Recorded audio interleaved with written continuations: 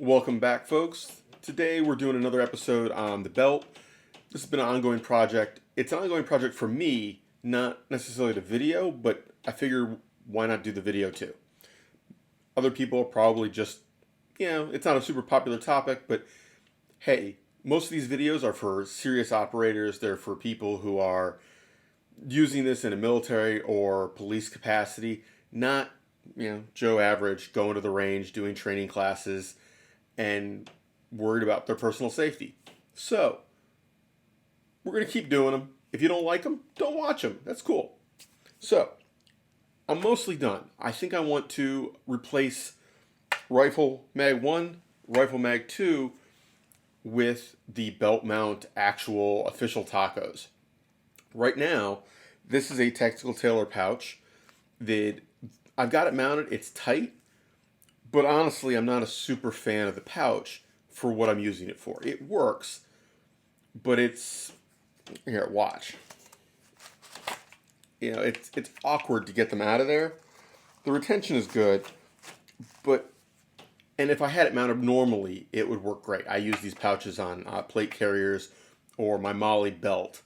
They work great. It's just how I've got it mounted to the belt. It's putting some torsion on there and it locks it up. This guy, it holds okay, comes out great, but the whole thing is not as secure as this guy. Okay? This is the new item, a double taco ABM mount. So the Velcro belt mount from HSGI, obviously. Now, Wolf Gray, standard design. It's not any of their weird stuff. It's not the polymer one. It's not the lightweight. Standard design. I've got 2 double stack mags in there. I really like it. I was not sure I was going to like the Velcro mount. I'd heard some things. People say they weren't secure enough. If you're having that come free because you're getting in and out of a vehicle, I don't know what you're doing, but don't do it because you would have destroyed other gear. You would have ripped your belt apart. I don't know. I have worked on this thing. I have banged it around. I mean, it looks pretty good right now, but it's, you're seeing it from 10 feet away on camera. I've messed with it. I've only had it a few days now, but I've been on it pretty good. I don't see how people are ripping those off. I could see if your belt is too big, if you're putting that on a 2-inch belt, forget it. It would work, but a 2-inch, maybe a double thick, yeah, you don't have enough Velcro engagement. You only got like that instead of that, okay? Also, if you do the Velcro the wrong way, I could also see that being an issue. You need to make sure it's actually Velcroed to the belt.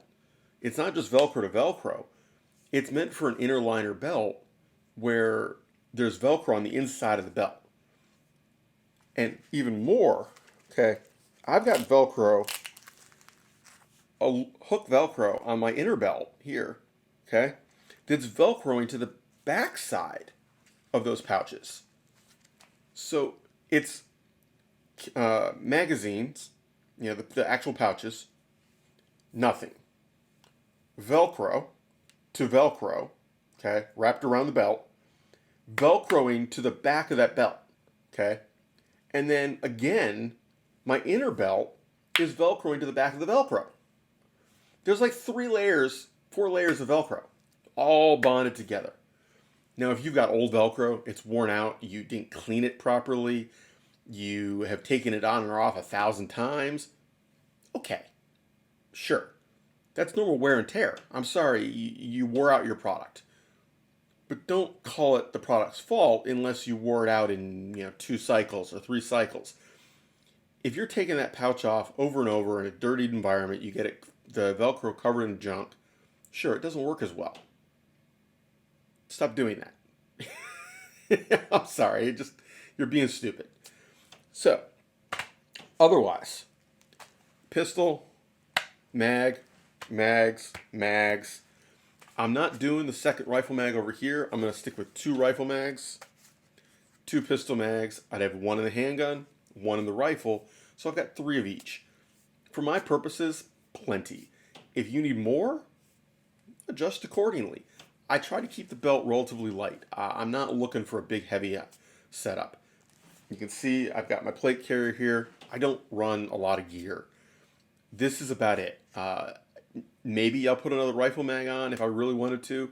I don't currently have the med pouch mounted because I only have a couple of them, and they live in other systems. There's one in the car, there's one in a go bag. Like, they're not living in my tactical gear. Because honestly, I don't wear the same tactical gear to the range every day, whereas the med kit lives in the car or in my range bag, and that way it always goes. If I was going to do something as a permanent mount, I would consider doing probably back here behind the handgun, or right here, a tourniquet pouch or tourniquet attachment. I think of all the items to have on a belt, the tourniquet itself is the most critical. Everything else you can improvise. You can rip your shirt apart. You can just apply pressure with your hand and suck it up. You can come up with something. If you need a tourniquet, you need it right then. You don't have time to be taking off your shoelaces, finding a stick, finding a pen. Like, yeah, I'm not going to take out my belt. It's covered in junk. I can't use it as a tourniquet. The old standby of taking a leather belt, which really doesn't work that well, by the way. It actually works better without the buckle. You loop it around and pull it tight and twist it, and yeah, still doesn't work well. It works better as a pressure bandage kind of setup.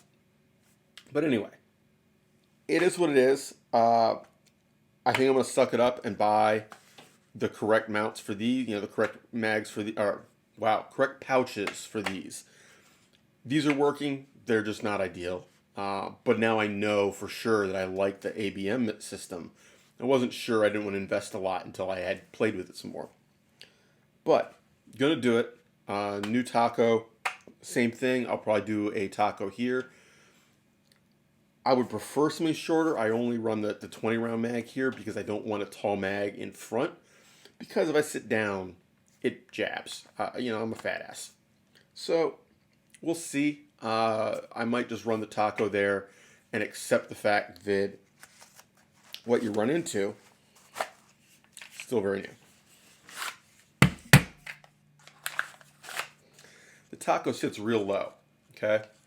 That mag is really low in there. I can still get it though. If I run one with a PMag or a mag pull strip, it wouldn't be so bad, okay?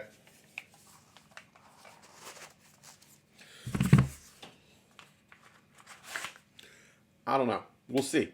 That might be the answer, is I always just run, for this one, it's always one with a pull. That could solve the problem. Now, totally unrelated to the belt, but it made me notice it. These are the 511 Defender pants. I really liked them. Right until I put this belt on and tried to get to any of my pockets. The only pockets I can get to are the ones for your wallet. Those on the back on either side, I can get to. So I can get my wallet out. I can put it in the other pocket. But I can't get to any of the other pockets. I can't really get into this pocket. I can't get to the change pocket, but it's a bigger pocket.